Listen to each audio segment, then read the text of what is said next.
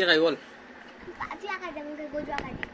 Gojo খোঁজাই না, ছাগলটাকে একা না, একবার দেখে নে না গোজুকে। ভেড়াটাকে একা হয় না। কি পারবি?